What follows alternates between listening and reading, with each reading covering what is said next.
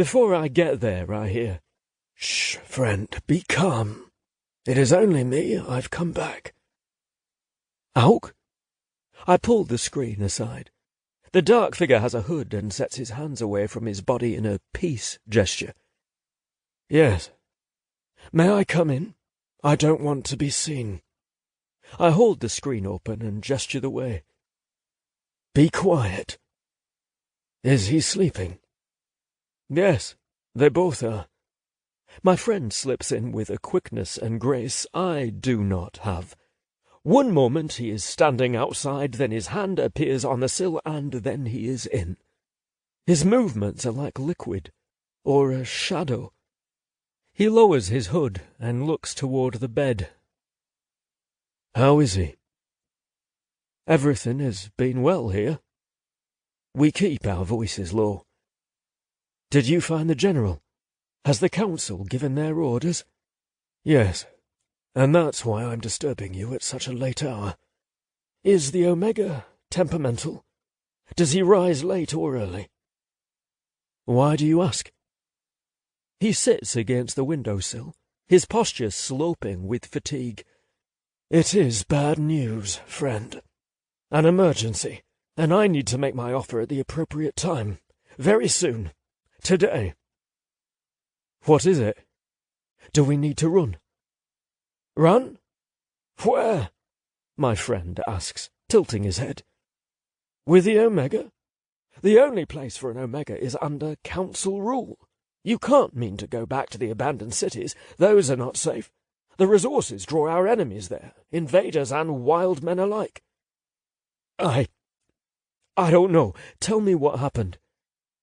He crosses his arms. "There is only one way to go, and there is no action to take. It is just bad news. I have to tell him as soon as I can, while he is in a state to accept me. When do you think that will be?" His vagueness irks me. I can trust Auk, I know I can, though right now I am reminded of how I actually don't know him at all. Our last interaction before I was a slave would have been decades ago, when I was still an apprentice and he was preparing for his final test. It would not have been a friendly interaction. My offer to serve the Omega was not meant for hill climbing. I growl. An Omega's home will sit above the town, usually on a cliff in the mountainside. Auk, I believe, is withholding information because he doesn't want to share it before he profits. Even in the dark, I can see his glare and his sneer that shows teeth. "And my acceptance certainly wasn't meant for it," he counters. "You'd be stupid to think so.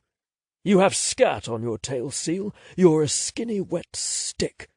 My old nickname. My crest wilts because I can already tell this is going to be a funny old habit for him. But then I remember.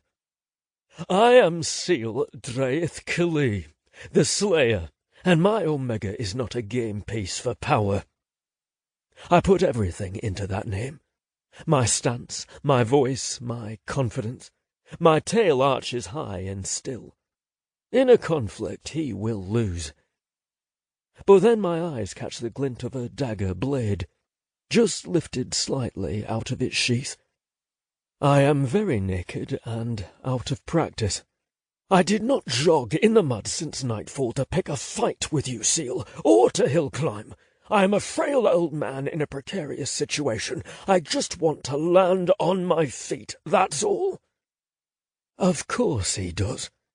I've overreacted again. "I'm sorry." Now I move my hands away from my body, my claws downward to signal peace. "It's trying for me," I want to say while I'm thinking about how to explain this to him. Having either of my loved ones around others is stressful. It's affecting me more than I ever imagined.